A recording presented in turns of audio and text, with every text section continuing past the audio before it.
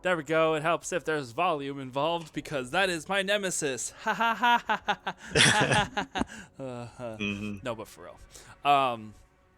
Welcome to episode dose of um, Beryl's adventures into the realm of being a boss and how to manipulate people, how to get away with murder, and well, not yet, but it's whatever.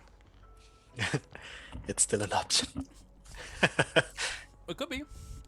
Who knows? Um, so yes, we have a shortened episode today because your I was say dearly beloved, dearly beloved, we are gathered here today. Our Um, beloved DM. our lovely DM, aka myself, may or may not have effed up the recording process once again.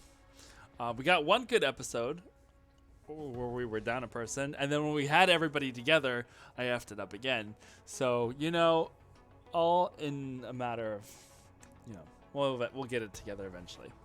But so because we missed half of the first hour, or we missed the first hour of our session, me and Minty here are going to rehash some of the events that went down in that first hour, and then we'll play for you the last half, and then we'll have a fun little after credit scene that we're gonna throw in there at the end. I know, Taco. I know. Like, there has been technical issues, but I've got a lot of pots on the fire, or pans. Wait, no, pans. Is it pans on the stove? I have a lot of pots in the oven. Pans in the oven. I have a lot of cakes in the oven. No, it's not either. That's not right either. I don't know what you're going for. I have a lot of dogs in my circus. I have a lot of things going on. I think that's just go with I have a lot of things going on. So it's easy to miss things. He's got a lot of pants in the fire. We got you. Yeah, I have a lot of pants on fire. Okay, that's what it is. I have a lot of pants on fire, and I just had to do my best. All right, so we're just gonna dive right in there. And at the very beginning of the episode, let's see here. At the very beginning of the episode, Yes, I have a lot of balls up in the air that I'm juggling. I have a lot of balls I'm juggling. Anyway, at the very beginning of the episode, we had our resident mesmer, or as everyone knows him as Cole, played by the lovely redneck wizard. We went back in time and kind of rewound things so that we could see what it was that he was doing when all of it, whenever he was gone, that first episode. So we went back in time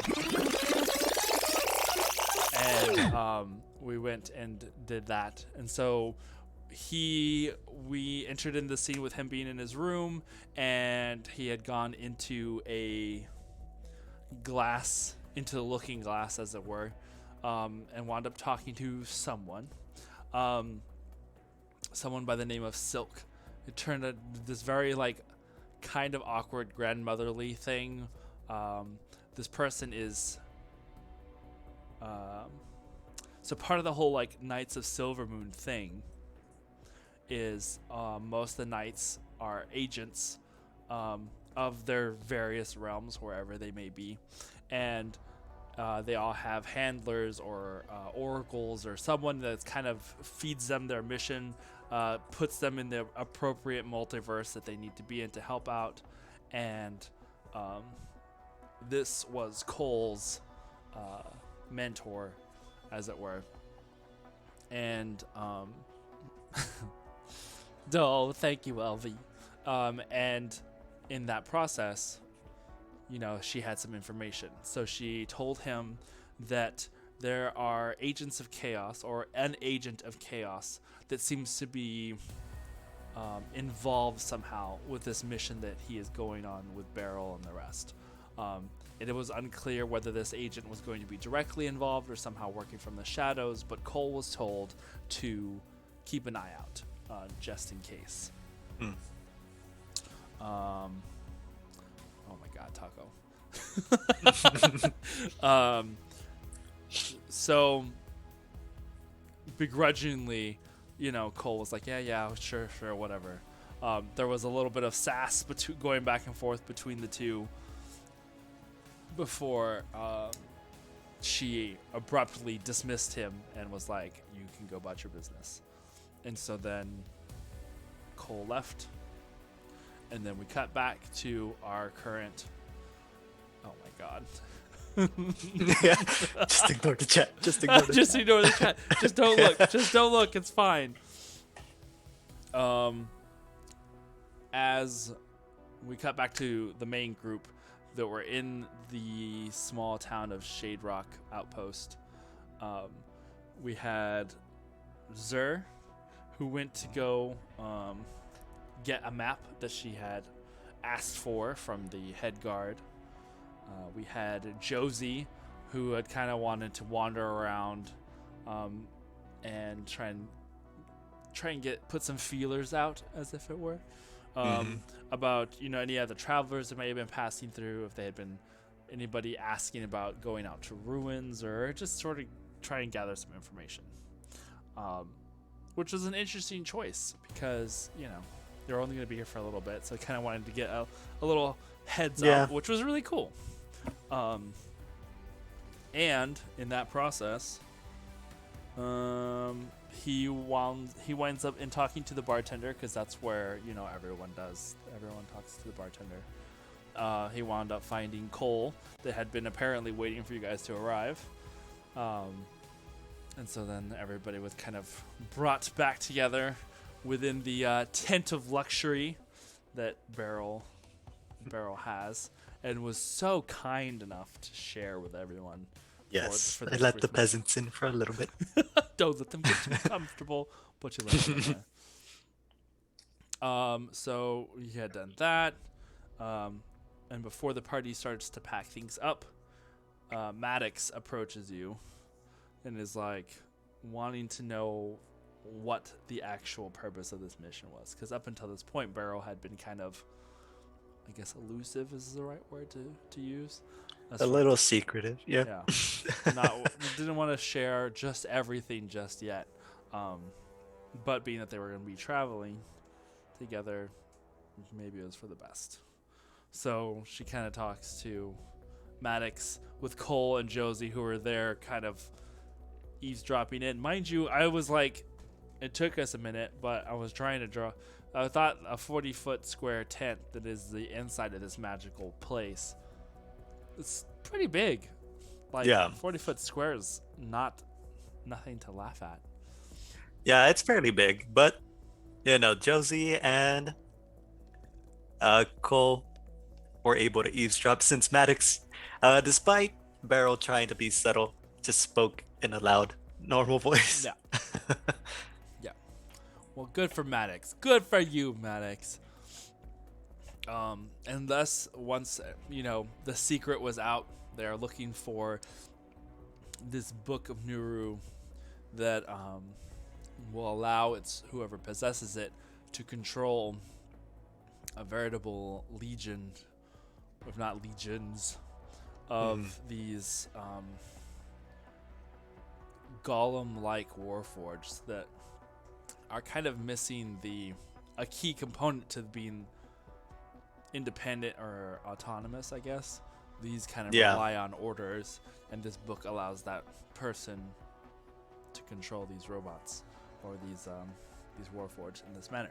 Thus, it would be very bad if the Empire were to get it in their possession. And thus there is a little bit of urgency involved there. But then once that was done, you guys had taken your little short rest. You were going to try and travel as long as you could overnight, so that you can get as far as you could and travel that way without having to worry about the desert heat, which was Smart. So you guys took off, traveling as late as you could into the night, and I think that's about where we start off with the episode tonight. So, if you're ready, shall we hit playback on this thing? Yeah. All right. I think they're ready. I think they're ready. I think so too. Let's hope we're ready. And then don't forget, afterwards, after the episode's finished and a little bit after the credits, we will have a little after credit scene that the players have not seen yet, and that kind of ties in with some of the things that are going on. Hopefully add a little bit of suspense and mystery. All right, here we go. Are you sure? Don't ask. Last time we asked and it messed up. So maybe this time we don't ask. It's gonna do something. He only did it to torture us. That's why. Let's be honest. At the end of the day, this tortures him. We still got to have a game.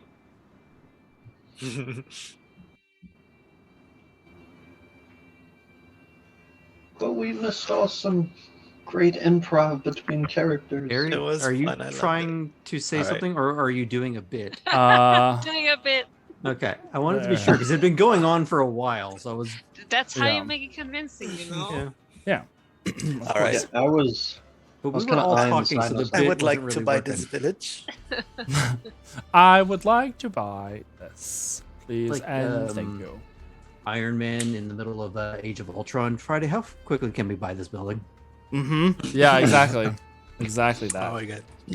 Exactly that. Okay, so now that we are back on the road again, so as a catch up, our little band of people here have finally gathered together at Shade Rock Outpost, a small kind of garrison that is at the beginning of the Black Road, a stretch of well-traveled area that extends across the Unrock Desert and is like the quickest way to go across without having to go all the way south and back up again for a lot of the northern cities and settlements. As you have gathered with your comrade Cole, try to gather some more information, got an extra slightly more up-to-date map of the surrounding area. You are now loading up on your beasts of burden, Duna, these large bipedal reptilian creatures, similar in size about to horses, but more capable of traversing through the desert as they are native to this area. So as you guys load up, it is now a nightfall as you guys get on your individual beasts. I like all who are going to be piloting your own creature to go ahead and make a animal handling check, I guess. So is there going to be riding in a side saddle again, or do you want your own? Yeah, it does not make sense for him. It's like 2 feet. I don't. All right, He's gonna hang off one of the other ones. all right. So we have Oh god. 4. I saw that one. 16, not terrible. We got 22. 17. Okay. I mean, good thing I'm scouting. Good job, Josie. I forgot that I can see these things. Mhm. And then one for Beryl. Oh yeah, you know what? Mine is queued up to the Beyond 20 Oh, in okay. the Discord, so it's not showing up there. Okay. But it's 17. 17? Okay. So, as you guys head on your way, Cole does have a little bit of a rough time getting his Duna, particularly to cooperate with you. But after some help by Cole, who has apparently been around the block, as it were, when it comes to riding animals, he is able Wait, to. what? You're able to. From I who? think he meant No, Josie. no, Josie. Sorry. Okay. Yeah, I was yeah, like, yeah, yeah, yeah. Cole's helping Cole. Yes, Did he that do is what another- happened. Yeah, That yeah, was yeah, yeah. illusions. Just, Yeah. I just pop in. His Like, imaginary. alternate universe. Cole's like, you idiot. This is how you do it. Just download the information on how to ride a Duna in your brain, like they do in the Matrix. Yeah, she leaves. Got Fuck you, Grandma. Yeah. I'm still All like over fucking again. pissed at this Loop it in. fucking Like, old lady. All right. He just comes over, kind of gives me a slap, like, bro. Yeah. Pay attention. Like, okay, got you. All right. So, since you are traveling this, I didn't ask this last time, but I was curious. So with Mercury, does Mercury just like fold up into like a little thing, or does Mercury like Oh. ride along with you? He's actually riding along on top. Okay. We're Riding sharing on- the animal. Okay. Mhm. Fair It's enough. kind of just curled up like a cat sunning itself right behind Beryl. Okay. All right. Just curious because I thought about it later. I was like, I didn't even ask like how that works. I don't remember if it has a travel mode or not. The wheels come out. Suitcase. Whoop. Yep. Exactly. All right. So you guys head out into the night. It is well lit in this dark sky as the moon gives you plenty of light to see by, and there's not much in the way of shadows aside from the rock outcroppings that kind of scatter along the horizon, but it's mostly a well-traveled path that is, while it is kind of a sandy area of the desert, this path you can see is kind of marked, as it were, kind of follows along a certain way, and you're able to traverse that direction. How long are you wanting to travel by night before you find a place to rest?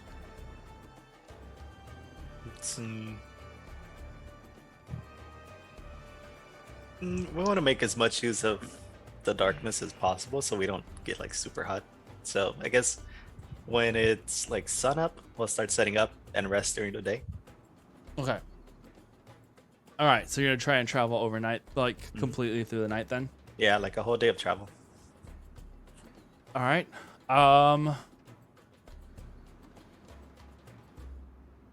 We'll say that you could probably get like a good 6 hours in of traveling at this way before, like, because you have been traveling all day prior and had just kind of like taken the little nap before you would get to that point where exhaustion would start to set in. So you may not be able to make it all the way till dawn the next morning, but at least you can start setting your clocks in more in that direction. So we'll say that probably about 3 or 4 in the morning or so, a couple hours before sunrise, you're like getting to that point where it's kind of hard to manage staying awake as you've been traveling now for a while out in the middle of the desert. Who is leading? I guess Josie, you said you were going to be doing the scouting, so go ahead and make a survival check as you're following this path and comparing it with the map. I got a 20. Yeah. 20. Nice. All right. Excuse me. All right. So as you are comparing the maps and you kind of been keeping an eye out on the horizon, guiding your way along the road itself, while also kind of keeping an eye out for any of the landmarks that could be along the way. Anybody else keeping like a watch in general, or just following Josie? Keeping Yes. an eye out. Yeah. Okay, So it's definitely looking around. okay. So then you have you two make perception checks as well, just so you're Yeah. watching the space. Can I guide myself? Is that a thing? If you say it before you roll, it's fine. Okay. I'm gonna do that. First, roll my d4.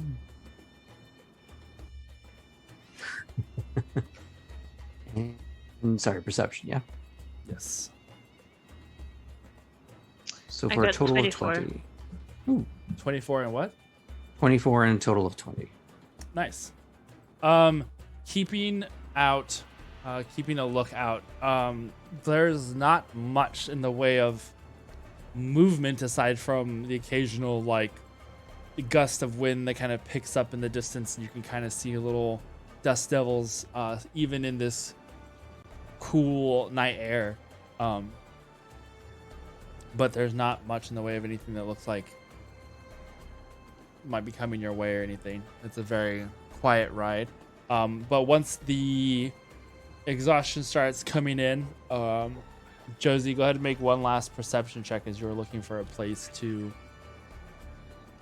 kind of settle in. 25. 25. Cool. All right. 25. As you guys are kind of approaching, and you've noticed that your companions are starting to slow down a little bit. So you can see that even Beryl, as she's like riding along with you, her like head kind of like dips and like starts to dip again. Maddox and Cole seem a little still holding their own a little bit, but you can see the tiredness in their eyes as the hour is late. So you start searching for a place where you can call camp, and probably about half a mile off the road, you see some shadows in the moonlight of what appears to be like maybe some rocks that look like they could be set up in a way that could provide some sort of shelter for the time being. And being that at the moment there's nothing around you but dirt and sands for many miles, as much as this is like a very obvious spot, it's their one spot to where you might find some shelter. Alrighty. And then, so I'll let the rest of the group know. And then I guess we'll start veering off towards that. Okay. We should stop here. And then I invite Maddox over. Shall we look ahead and make sure there's no other campers in the area first before we all go there? Not particularly light on my feet. You may wish to select another for that. Oh, you're quite the large man, yes. Then He's gonna like Is there- ding the armor a little bit just to remind him how clanky it is. I'll saunter up and I go, yeah, let's go take a look at it. good. So we walk over there. Do we see anybody else that's made camp or is kind of lurking around? Finding this particular place, you see that aside from the rocks that kind of offer this like wind protection and the shadows that they had cast from this distance, you see that this area actually looks like it has had at one point some sort of structures that are peeking up through the sand. Some old stone ruins, probably no more than like a building, maybe two, are kind of nestled into this group of boulders. But as you approach the area, you can go ahead and make a investigation check. Kind of looking around. Oh boy, let's see what happens. 12. 12. What? Oh, there it goes. Oh, nice. Oh, 20. Alrighty. Glad I brought him. Approaching this little building, it looks like it had at one time maybe been maybe a temple or some sort of monastery or something that's out here in the desert. Much of the walls are missing except for a couple. It was like maybe half of the four walls, like one full side, and then on the far side another like blanketing structure. You can see in the area through the hardened, sun-baked ground. There's a couple of stones that seem like they are like cobblestones that had once time maybe been a path or something. But in searching the area, you don't see much in the way of any current occupants. You can see that this place is probably used as a stopover, as there is like a little fire pit that is kind of in its shaded center, but it is currently dead and cold. Doesn't look like there's anybody been here for a while. Cool. Then I shall ask Cole to go off and let the others know, and I'll start getting things ready for the camp. Okay. Yep, and just head back over and give them, hey, head back, and it's like, yep, looks like it's all clear. Looks like it's a pretty typical stopping point. Hasn't been used for a while though, so we should be good for the night, or the day, I should say. Are we able to cover our tracks on the way there? Just in case. That's a good point. We might try to. But if it's as gusty and windy as it is, the track should, at least overnight, or at least hopefully by the time the day pops around, it shouldn't look like anything. Fair point. And it looks like, and like I said, it looks like a typical stopping point. So, at least at a minimum, it wouldn't be unordinary to do that. And if we use the special tent and don't light a fire on the outside, we should be well secluded and then well hidden from everything, and hopefully in the morning we won't look like it's been used recently. He's going to pat the horse-sized T-Rex that they've been riding. It's just, these are a little harder to hide. Can these actually fit in the tent now that I'm thinking about it? Mm-hmm. It's 40 square feet. It fits up to 8 You might people. get a little... It'll be cramped to say the least, but you could attempt it. I mean, then again, we're going to have probably one person or two watching at a time, plus Ulzer and Minty are like half people. 40 square feet. And I then- was about to say 40 square feet That's is actually fairly big. Yeah, I was like it's a good just amount of space. That's like a good amount of space. I mean, you might have to do some rearranging on the inside there, but I would think you'd be able to oh yeah. fit everything. With the exception of Maddox, because he's a giant. in No, comparison. like I just now drew it out on the map, and I was like, oh well, actually, yeah, that should be. It will look a little strange, very clown car-esque from the outside, of like guiding these animals in, but on the inside, you could probably arrange something. Well, it is a desert. Oh, wait a minute. It's during the day that we're sleeping, so my point was going to be invalid. I figured if it was at night, then, like, the extra body heat would have been a good thing, but it's during the day, so it's going to get a little toasty in there. It's magic. I'm sure it's air conditioned. Oh, It's I see. made to be comfortable. It's got the thermostat. It's got that HVAC. It's got the thermostat on the outside.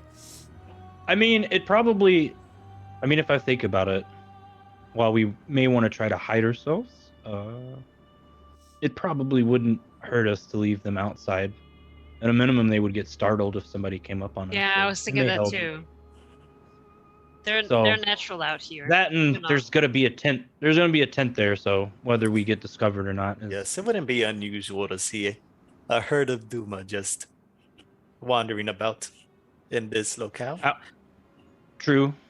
However, I guess if we want to try to keep our presence to a minimum, we might want to take at least 2 in for the size, or at least the illusion of the size of the tent. Hmm. I I'm can not agree sure with I this. like the idea of having the beast in with us, but if it'll put you at ease, I suppose. It matters not to me. I'm ready either way. Regardless, anything that interrupts my beauty rest will wish it had never come across us. Yeah, you need it.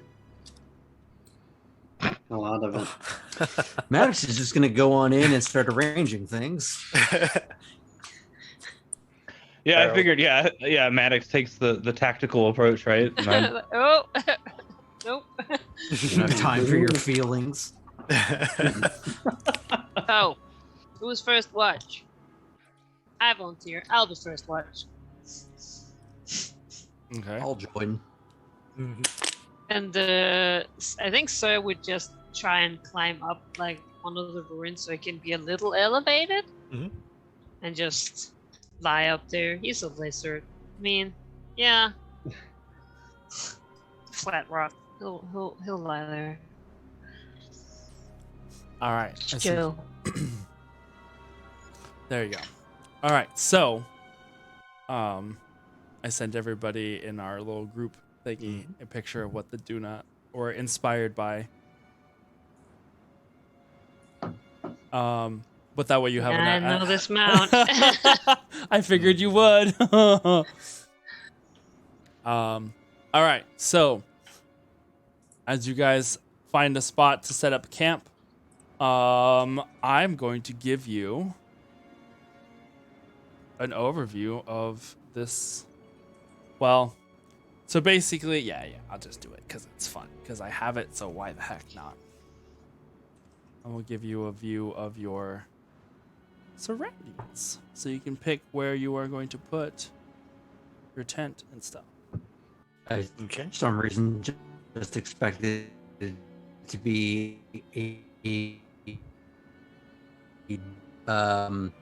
spot. Yeah, why not? Oh, What is all this? nice. Map cam, best Oh, cam. damn. Hold Mhm. on, let me make sure that everybody else can see it too. Ha ha ha. When did we get sponsored by Dwarven Forge? Oh no, I don't have this camera properly fixed up yet. Wait a second. There we We're go. doing it Yeah. live. Yeah, well, very you know, it's fine. Whatever. There we go. So, there we go. Give you a little spot there. So I figure you guys can set up. There's not a whole lot of, Mhm. protective structures, but if you guys probably, I would assume, would want to put it somewhere in there. Yeah, definitely. Right up against the wall, so we can have at least one side completely obscured. Sure. Get shade for part of the day, anyways. Mm-hmm. Mhm. Oh. I mean, it is only a 2-person tent, so Yeah, it's a small tent. need be just switch sides once it gets on the other half. There we go. Yay! Tent cam. That's All pretty right. awesome.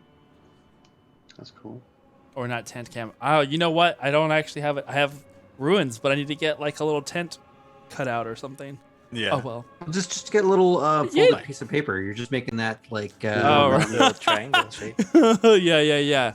I totally have paper. I don't have paper around. What kind of person do you think I am? Paper? Yeah, who would Yeah, have who paper would have around paper? their desk? What is that? Who would do that? Is there an app for that? This is yeah, is there an app for that? What spell is that? Do I download it on my phone? Yeah. same place you download RAM from. There we go. Look at that. 2 little cards. Yes. And now You. you have a tent on the inside. Ooh. Yeah, that'll do. Mm-hmm. And then you can put all your Duna. You can put them wherever you like. Yeah, probably sheltering a bit in the inlay of On the the inside? ruins. Yeah. Perfect. All right. So, as you guys settle in for the night, Day. or a day, yeah, settle in for your rest. Who is taking first watch? Sir. And Maddox is going to join him. Yeah. Sir will be up on like the tallest ruin, just looking out, sticking his little head out like Maddox is still about 5 feet taller. Yeah, Right. so he's not even gonna try to act like he's scouting around. He's gonna just be acting the part of someone camping in the middle of the desert where he's taking care of the animals. You know, making sure they're watered and fed and everything. So, Okay. but he's out there if something happens. Okay. Sounds like a plan. All right, so you guys go ahead and make perception checks for me. Zur, is there anywhere where you would like to perch yourself? this, the tallest ruin wherever that is. The tallest ruin. Ooh, Yes. Okay. not good. Yoink. That is a nat 1 for a total of 8. Oh, perfect. Sounds great to me. It's all that armor. It's just it's making him logy. Mhm. So I can put you right up here. Well, it'd be here, or I mean, you could probably like bring yourself to climb in that top little corner. Yeah. Teeny tiny Zur. Maddox, where would you like to be? You said know over by what? the I rolled a nat 1, so Wherever. you pick. I was gonna say, if it's still dim light, will Yeah. Maddox would like look away and suddenly Sir is like up on the ruin, just like Oh yeah. Going full Kilroy was here, or No, it's like getting out of the tent. You kind of see Zur kind of inspecting the grounds, kind of looking around for a spot. You kind of look over to one of the Duna, kind of like shuffling about. And as you look back over to where Zur was, you don't see Zur anymore. And kind of like looking around, you see that he is now perched at the very top of the room. Yeah. It's like just now Looking clambering up, the cloak that like hanging around them, kind of for the briefest of moments, looks like little bat wings. yeah. I can imagine like a little Disney version of you scampering up a pole, like. Yes, definitely got Disney's really Batman. just got some Darkwing hard. Duck. I was gonna say some hardcore Stitch vibes right now. Da-da-da-da-da-da. Walt man. Yep. All right. So as you guys, Well, I rolled 19 for perception, so I'm doing my job. yeah, you keep your Oh wow. Oh, no shade whatsoever in that. No, you're Well, right. I'm it's sorry. I'm day. just keeping track of all these little rapscallions, so it kind of tuckers me out. That's right. Nice word choice. All right. Your half of the watch is spent as the sun starts rising in the horizon and starts to sting a little bit as the Ugh, extra light, yeah, the cape around me. becomes a little harder to perceive things as like the desert sun starts rising. And you Take my guys, goggles. yeah, put them over. It's a little squinty Yeah. eyed goggles. All right, who's taking the next watch? If anybody. And then I'll take the next watch after that. So you guys go in and start your rest. Go ahead and make a perception check for me. Okay. So goes in, makes his pile on the floor. I'm Take the pillows from the beds that he was supposed to lie in and put them on the floor. Yeah, Puts his stuff there, lies on it. Mhm. Ooh, I rolled a nat 1 too, so I got 10. Ah, perfect. Just picture Zur on a beanbag right about now. I was thinking of the mole from Atlantis, just like burrowing himself into like pillows and blankets. Well, I like to imagine Aduna takes his place on the bed. Yeah. I think he just enjoys like he being a dragon. He's just lying on stuff. Okay. It's a little hoard. Yeah. Why not? All right. So finding yourself a spot as the heat of the sun is now kind of baking the surrounding desert around you. You notice that there are, in the distance to the west, you can kind of spot it between some of the boulders. There does seem to be a bit of like a distant dust cloud or sandstorm that's kind of blowing up in the distance, but it doesn't seem to be going necessarily your direction. It just, you can see that it kind of looks really hazy that way. But other than that, go ahead.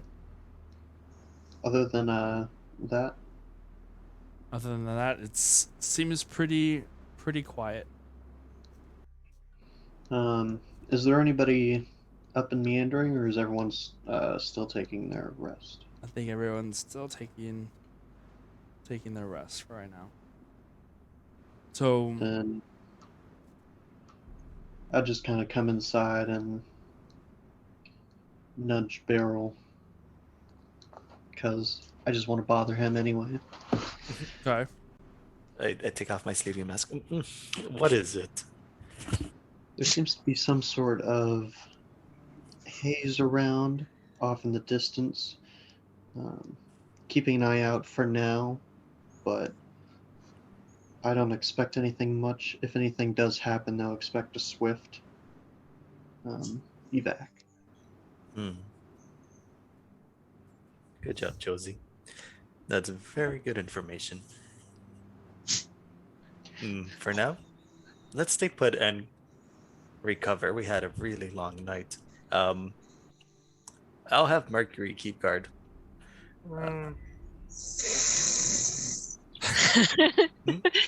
Just the background of Sir snoring, having not been woken up.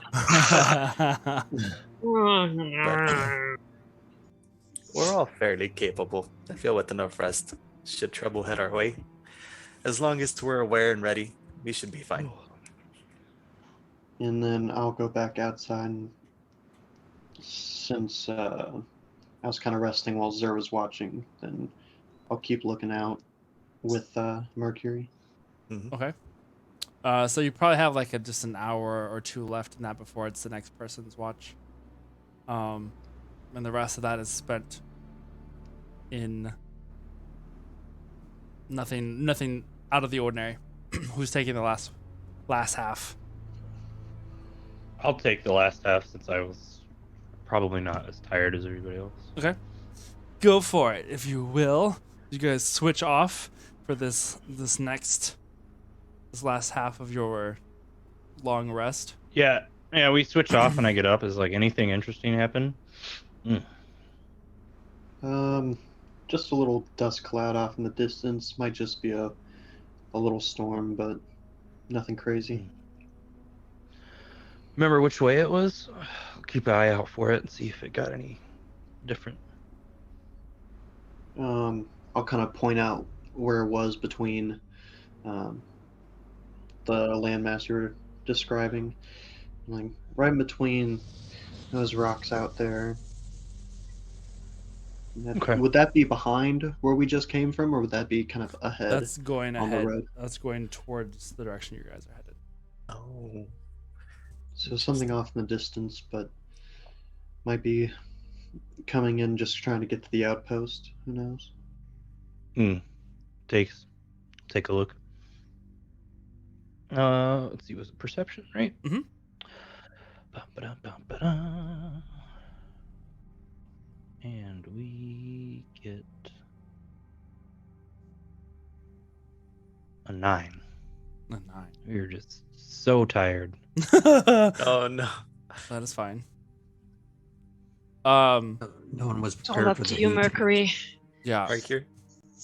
Okay, I want to take Mercury's passive perception. It's 18, and it can't be surprised. Damn. Okay. So Mercury's Oh saying yeah, that's right. Oh, yeah, so- Mercury's out there. I forgot. so yeah. you keep Mercury out for the. Yeah, that's right, because Mercury doesn't need rest, right? Nope. Perfect.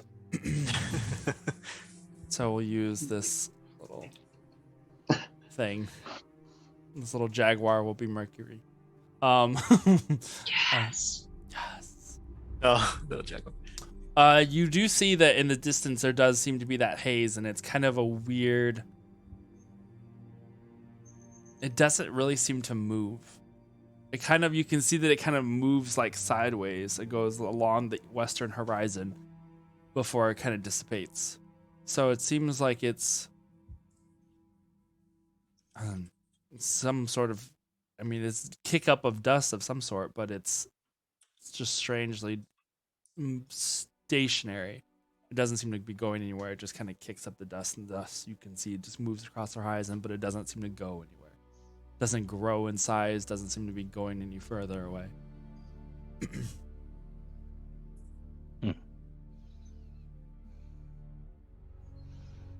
All right. I look at Mercury and I'm like, do you know what it is? Kind of tilts its head curiously at you, with one ear up, one down. Like, nope. Wow. Yeah. That doesn't bode well though, Wow. because he said that's where it was earlier, and it's not moving. Wow. It's too far away to see. Wow.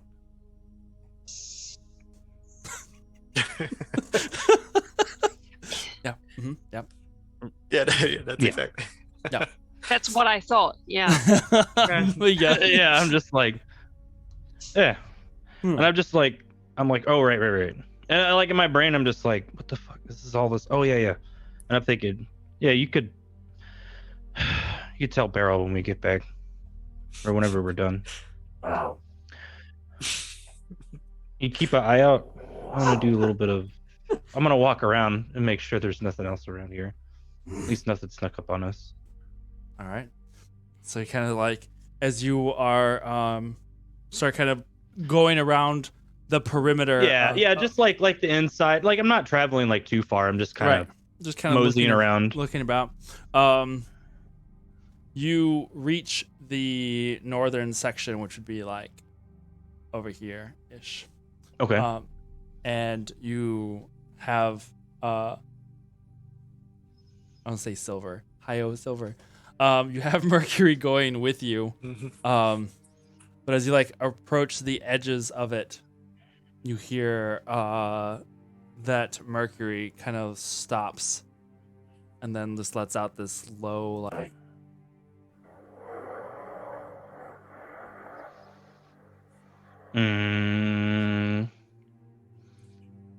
I know what that means. Yeah, right. Like I don't. That's so Yeah, weird.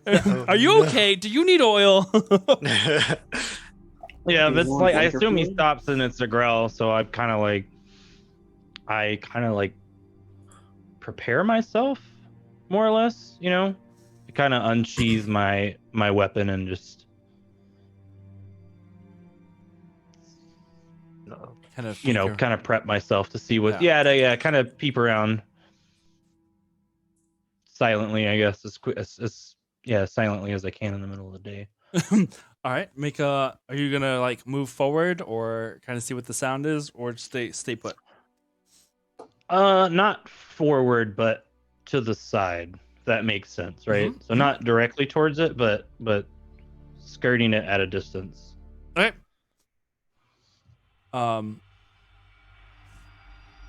As you kind of peek around the corner, we'll say that you are. Let's put you over here around the corner. Oh, this is not the right song. You kind of peek around the corner of the building, and you can make out now. There Oh, are. yeah, I guess. Sorry, that's what I meant. Sorry, What? before we kind of go Yeah. further, right, I meant to prepare one of my spells. That's what I was trying to say. Okay. Blah, blah, blah.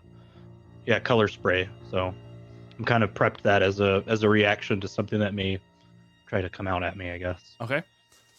You can see that just around the corner, and you can see kind of between some of the boulders,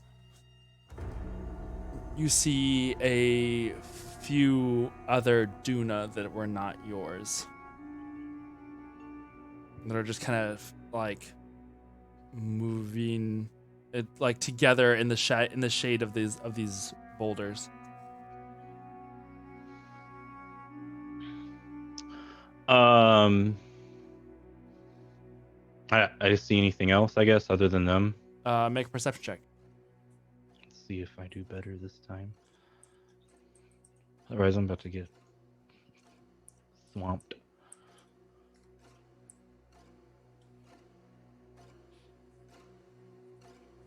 Hey, there we go. That's much better. 20. 20. He woke up. Now that you're like adrenaline is starting to kind of kick in a little more, you see those Duna that are kind of like just kind of chilling there in the shadow of this building, and you notice that they do have riding gear on them. They have saddles. Mm-hmm. Someone's close by, and in that moment you hear I keep going to Silver. Mercury just kind of like doesn't even lower a growl and is now looking up at the top of this boulder, and you can see just peeking up over the top 4 figures that have these sandy colored cloaks over their head. And now seeing that as you kind of look up at them, they stand as well. And one of them pulls up a bow. 2 others take out crossbows. And the 4th, a small halfling of an individual. Well, hello, puppet. So you were traveling out in the middle of the desert, were you? Looks like you've got some shiny toys. Mm-hmm. I got quite a few shiny toys, in fact. Care to share? Or we can take them by force. Sure. And then I cast color spray. All right. As you kind of like, I'm like, sure. I have my weapon drawn, and I'm like, yeah, I'll share. All right. As you release the spell, the light flashing out in its brilliance of this magical energy that shines out from you. We're gonna Like they're all next to each other too, right? Basically. Yeah, they're pretty. They're like lined up. This is perfect. Oh, this is Taste perfect. the gayness. Oh. That's perfect. And as you release the spell, we are going to end there. This session. Oh, My God. Dum dum dum. A flash of light. In the So this flash of light like blinds everything. No. there we we go. switch the camera first, like Cole, like saying this is light, and then like the enemies, and then everyone else is like, Yeah, everyone. Mercury's like getting ready to pounce. yeah. All right. Well, yes, God, I was so because ready to get in the fight now. oh, I know. Well, you I know, hate you. Well, Oh yeah. my I mean, God. I guess like We can take- if I was really like if I was doing that, right, I'd be like, like as I'm getting ready to cast and like right, I could, I'm like, Mercury, get ready to bark really loud. yes. Like, I'm Oh sure you yeah, guys have an no, alarm yeah. system. I'm like, Yeah. Mercury, close your eyes and bark real loud in just a second. It turns into Prepare an to honk. it turns It's into an air raid a song. scene from Bolt and just like bark, and the entire boulder just like explodes. Yeah.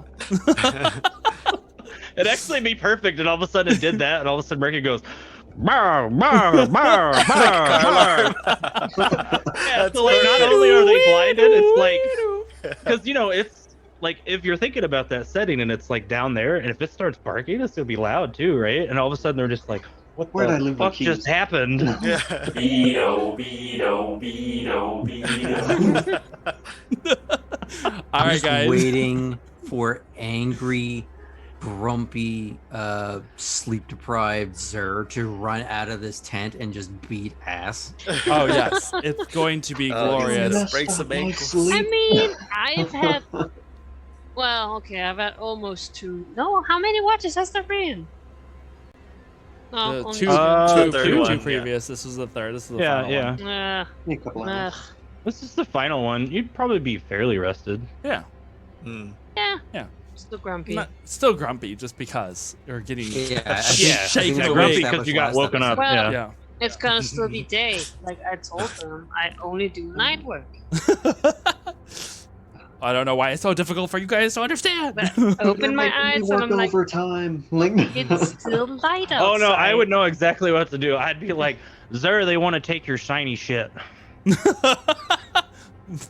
These people are gonna die. Yeah. All right, guys. Looks, oh yeah, he has money right now. Oh. How dare? How dare? what All kind right, of guys. raiders are these people? They like the raiders from. The We'll Lost find Ark. out next time Yeah, on you'll- Dragon You Ball won't know Z. until you come outside. Yep. Because I'm Well- just thinking of like the early Tatooine little sand raiders. Oh, like yeah. Yeah, that's so- sort of- I was thinking that. yeah, that's 100. That's 100% what they look like. All right, guys. Well, thank you for that. We will see you next week on this glorious little thing that we're doing. Yeah, Yeah. one shot. Ha. Ha. No, I said mini-series. I already Yeah. knew. There was no way. This Oh, is man. no way. I hope I we get was, renewed I for was season told it 2. was a one shot. Just saying. Ready for season 2? Oh, yes. Oh, yes. But the pilot was so good.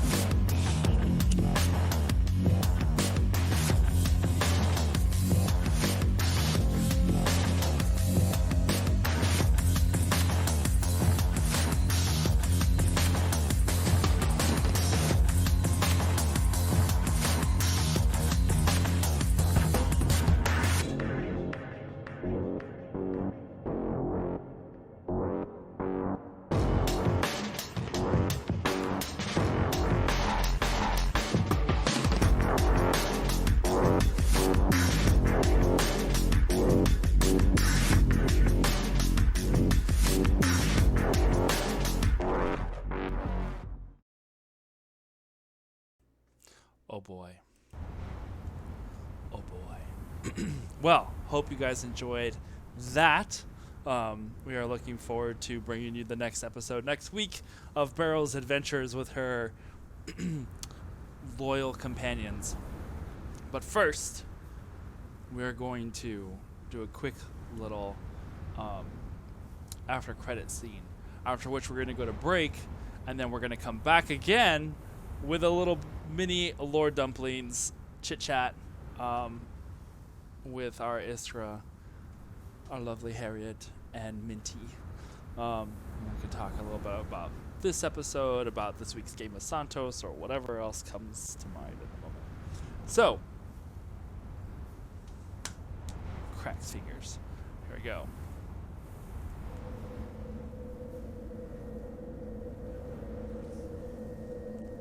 A vicious, blistering sandstorm blows in the horizon.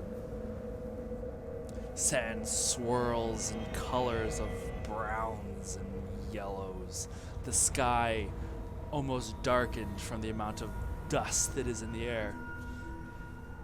But here within the ruins, the sandstorm merely creates a barrier to this outside world.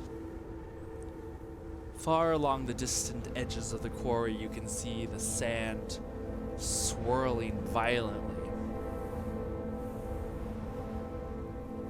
But the city remains peaceful, the air calm. It's almost eerie.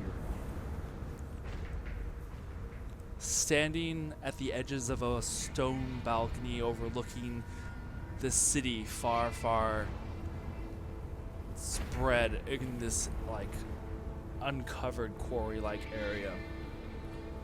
An elven woman, her head completely shaved, tattoos intricately painted across the sides of her scalp and down the back of her neck, disappearing into the high collars of her red satin and silk robes. She stares with annoyance at the sandstorm that surrounds this ruined city. She sighs, wraps her fingers on the stone balcony, and then turns back to her desk, where on this desk layout, hand-drawn maps of portions of the city, what look like underground passageways. On the larger maps where there are portions of the cityscape, you can see that there are large black X's scrawled across sections, probably that have already been searched. She shakes her head in frustration and looks back out at the sandstorm in the distance, almost as if feeling the tension of the moment. A swirling mass of purple, black, and red energy apparates in the middle of this room, creating a quick portal. Spins into existence and disappears just as quickly. Walking out of this portal, a small creature, probably only a little bit bigger than your average sized goblin, walks out. Red and black robes as well, but these appear finer made. Hanging in the center of its chest, sewn into it, is this diamond shape of blacks and whites, and in it smaller geometric patterns of black and white as well, creating even smaller diamonds. The elven woman turns her head slightly, looking at the small gray creature that walks in. Flynn, tell me you have good news. I'm getting a headache with all of this storm that's going on right now. The small creature named Flynn walks over to the desk where she stands and places on it a large backpack. It opens the backpack. I have brought for you a few new toys. Now, don't squander them. It's not easy for the Inquisition to come up with these sort of things, and I'm sure they will go unnoticed for the time being, but I can't keep procuring things to help you in your endeavors. Mind you, we're in this together. He takes out a small clay ball, like a little pot, like two bowls pressed on top of each other, and sets it on the desk, and then takes off the lid.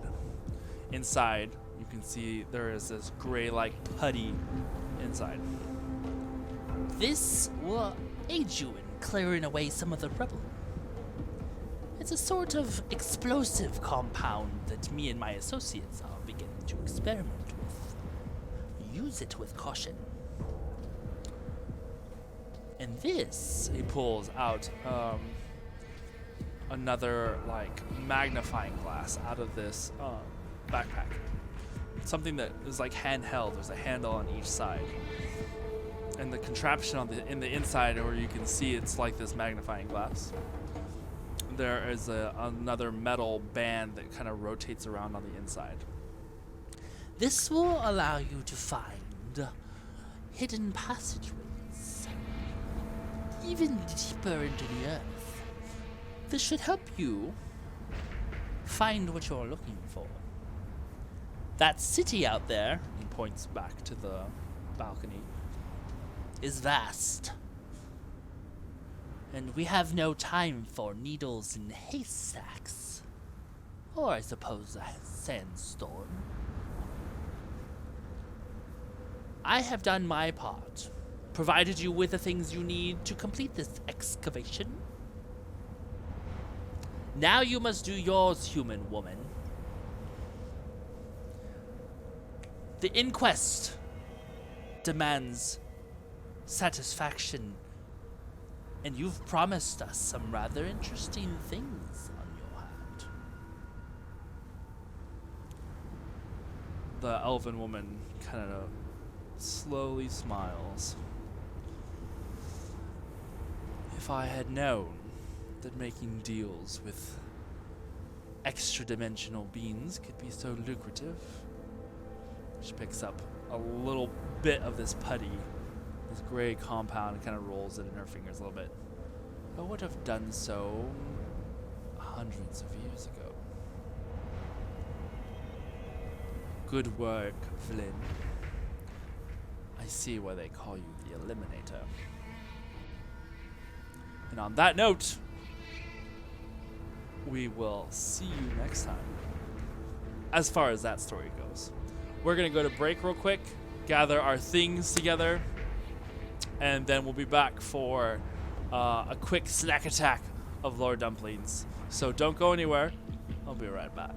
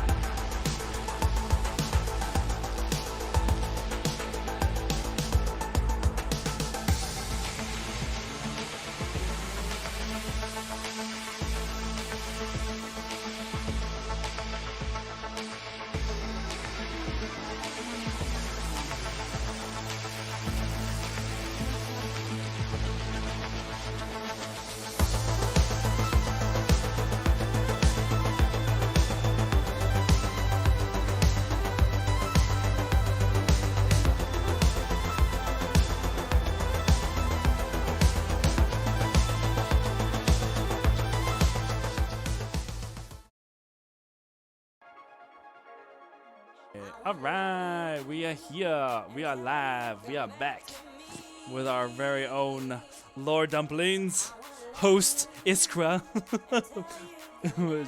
We have Minty to join us as well. Thank you guys for hanging out so long after the half epic adventure that was this week's episode. I know. I'm so ready for the fight. Yeah, no, it's gonna be a lot of fun, and that was like the thing. I was like, we could try and get the fight in, but then I was like, I looked at the time, and there was like 30 minutes until the next game that Minty was supposed to be in, and I was like, nope, there's no way. I don't know any fight that ends in 30 minutes. Maybe this one. I don't know. Yeah. You never know. I got my repeating crossbrow. I could end it. Yeah, you have your repeating crossbow. We're going to see what Mercury is going to look like when Mercury starts fighting. Cole's got some crazy abilities. Josie as well. I mean, Maddox is going to like come in there barreling through like a metallic Johnny Bravo.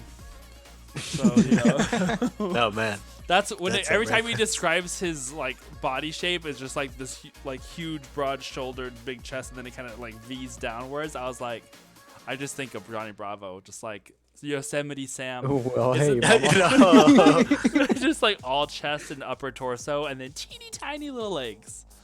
It's got to be accurate, right?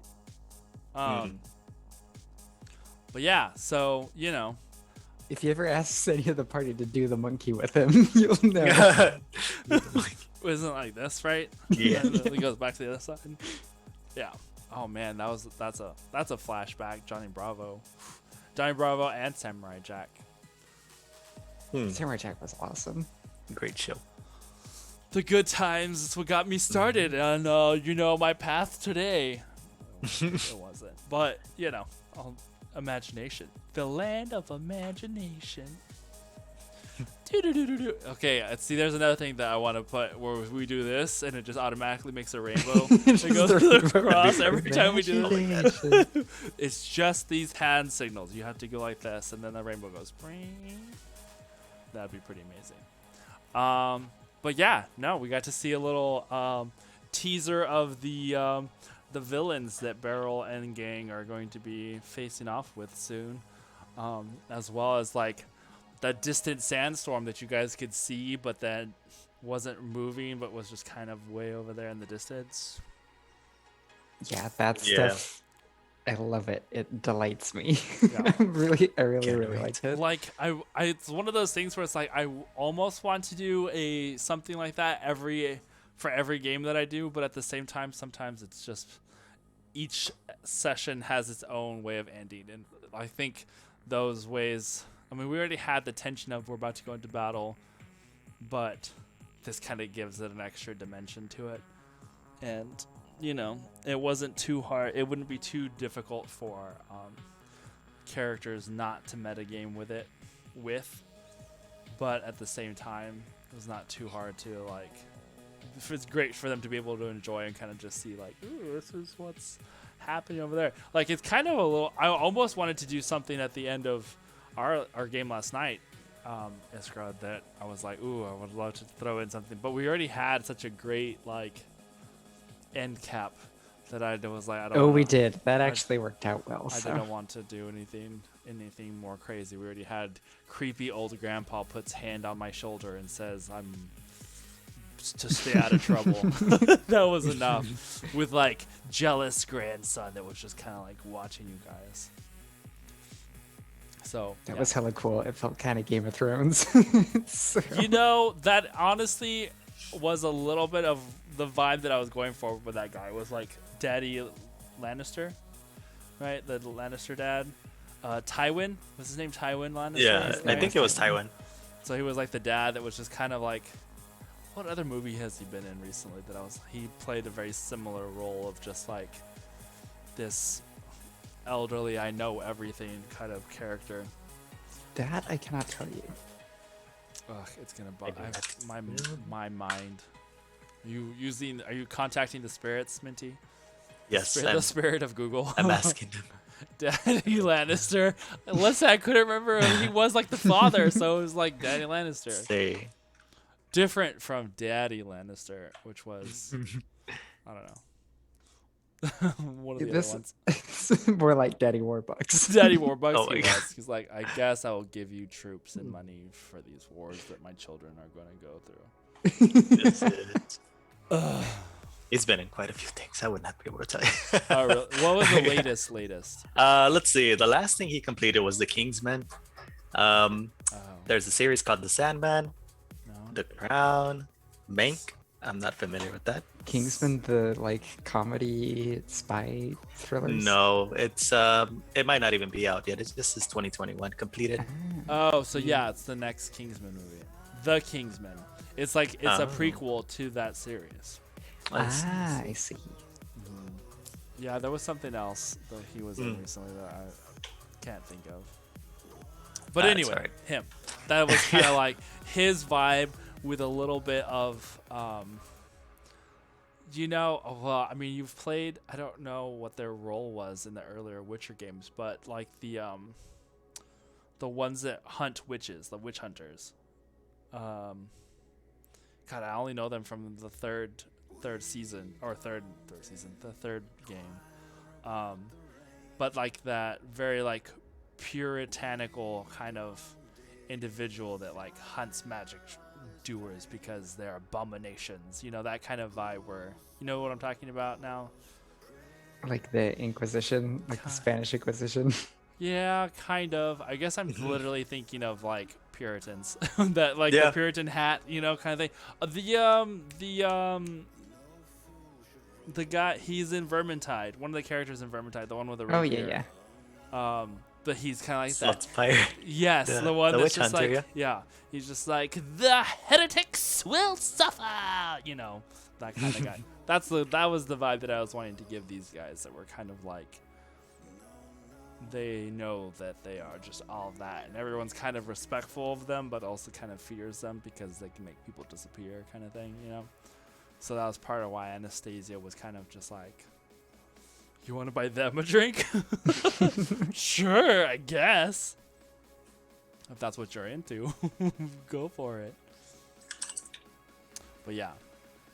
Well, trying to think if there's anything else, particularly from this week's session. I think Josie did a couple more references to his Vampirism. vampirism a little bit, Hmm. but it wasn't by a lot.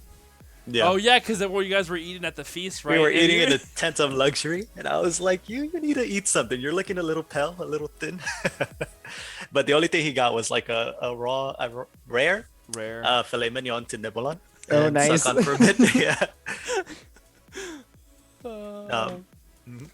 Yes. Let's see. And then there were some other things that we kind of went over quickly.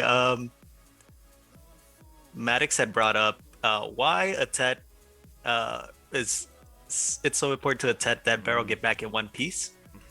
And you had mentioned that this is taking place in the future after your party, Iskra, has already left.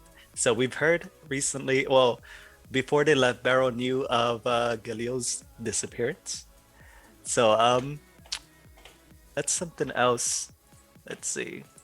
Yeah, that's right. Because I forgot how that had come up in conversation, but he was like, why was the Tet so... Because the Tet did talk to Maddox, too, and was like, make sure that she comes back in one piece. We've dealt with enough loss lately.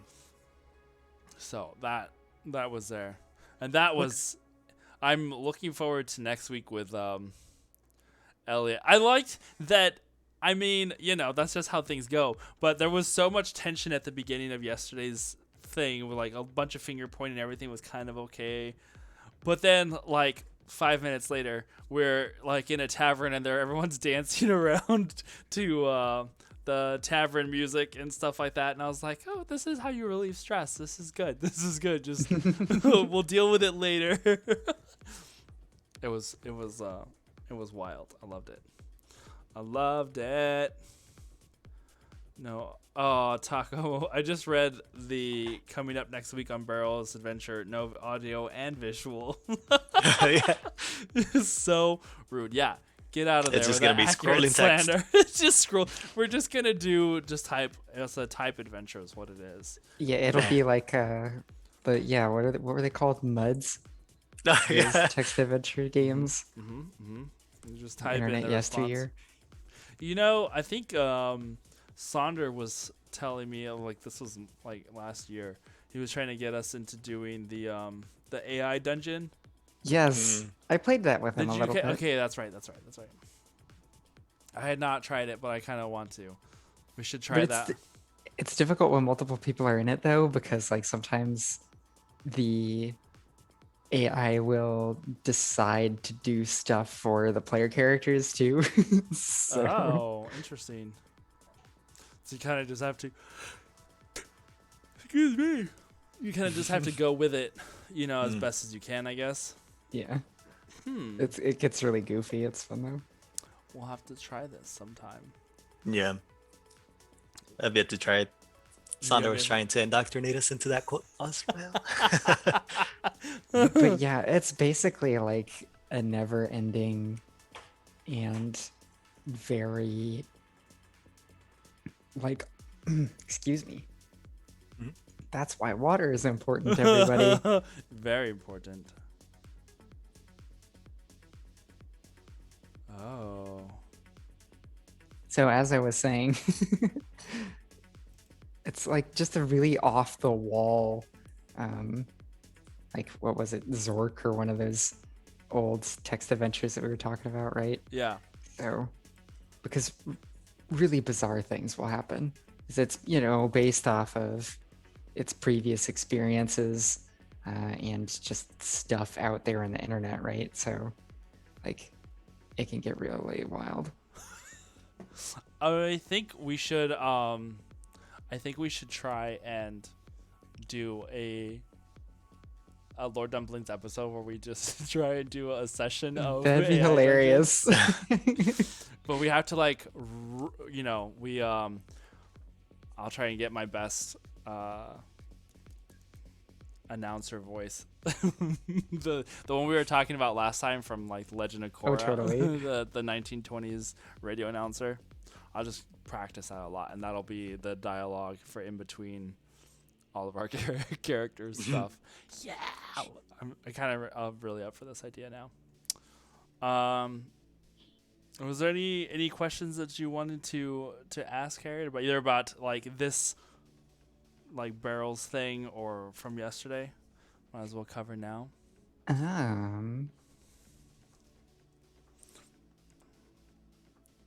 It's a Or- great question. I don't actually have a whole lot of questions this time. I was Yeah. just thoroughly entertained. Hey, that's good too. No. That's good too. I was gonna see if there was anything that had come up recently, because I feel like we had talked about whenever we were going over like the times of old and the adventures that we had then. That something had come up recently. We're like, oh, we hadn't talked about that, but I don't remember what it was now, and I didn't write it down. But it was like, oh, that was something that we hadn't covered. I don't remember what. There is something that came up like that. Hopefully it will come to us, because that sounds incredibly familiar. And it was like shortly after we did it, we're like, oh yeah, that was an aspect of the story that we hadn't talked about. But it's fine. We'll have more time to do a deeper lore dump meal instead of the late night snack that we. So I have, am sometimes very forgetful. So I don't know if we've actually talked about this before, but did Beryl ever travel with the main party? For a little bit. There was like the introduction of Beryl into the party for a minute, and then I think that was around when like COVID struck. We Oh, just it was a no. lot of shuffling around of things. Yeah. So Oh goodness. yeah, so I think we had introduced Beryl's character. She was there for a couple of sessions. And then we had to make the switch to trying to do things online and stuff. So then it kind of like became a Beryl stayed with the city because the players left the city, and that was about the time that you and Soul joined. So it was like shortly in that time okay. period Mhm. where it was like, oh yeah, the city is now, awake and alive, and we are going to be heading out. Well, I guess technically in game time it was like 9 months beforehand or 6 months, whatever it was, that we had like a time skip of a few months. Because they just like spent a lot of time rehabilitating the city. Yep. Mhm. And that Cool. was whenever Beryl had first joined, was like just when the city was starting to levitate. Because at the time, whenever they discovered Atet was like basically crashed into the Grand Canyon. So it was like at this weirdly weird angle, and the Mythal still was running but didn't have guidance to it. So there was like the outer sections of the city were like floating in the air above it. So it was like the most of the city had crashed, but there were still sections that were still floating and kind of tumbling Okay, around in cool. space above. And so there was no way of like moving the city because there was no controller present. But basically the engine was idling, so it just like it had You're right. That's a good way to put it. yeah. And so that was Kindred and one of the other Red Wizard converts. So we had Beck, Neferu, and Atet were the three that had survived from this like 4-person hit squad that had been sent to deal with the sand pirates that were using Atet as a like base of operations or like a hideout. And so they had basically, when the players arrived at the city, if they had gone one direction, they would have encountered the sand pirates, which they did, encounter the sand pirates and kind of deal with them. Or if they had gone the other direction, they would have run into the Red Wizard hit squad that was here to take out the pirates.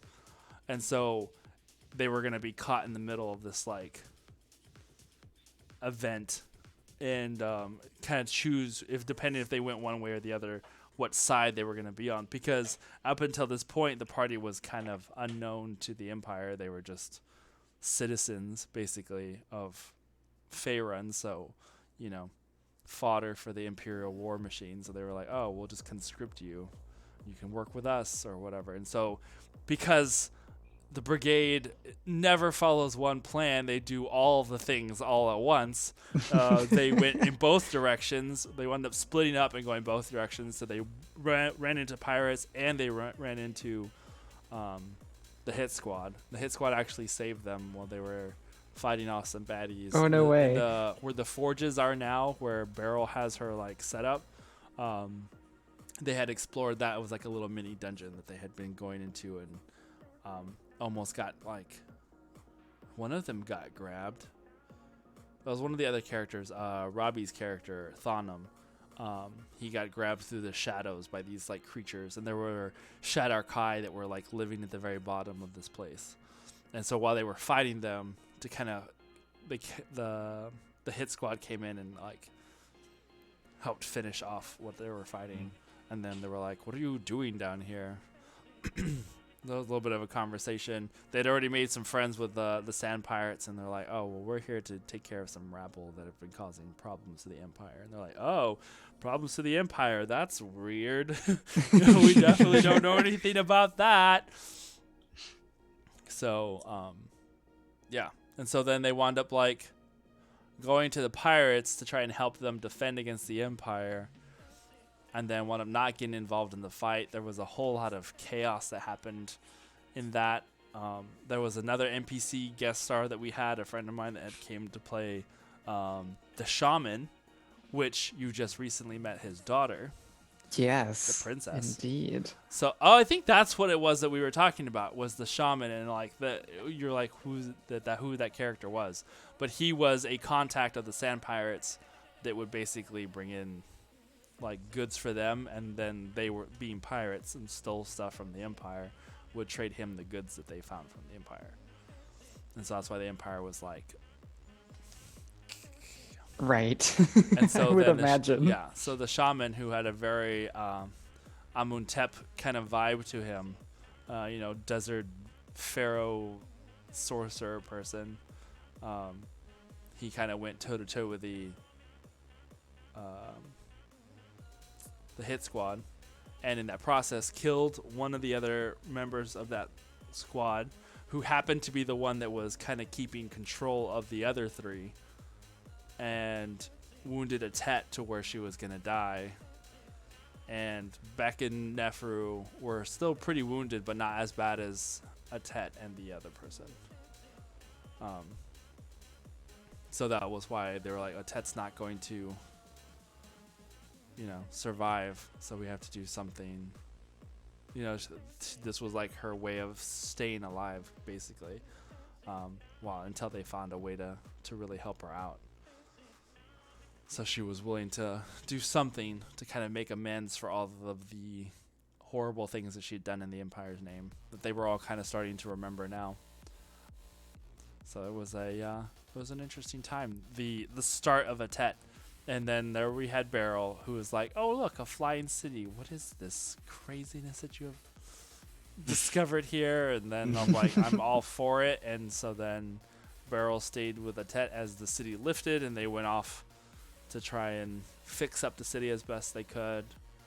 They fixed up the hit squad's airship that had been damaged, that being the Reclaimer that you guys have been flying on.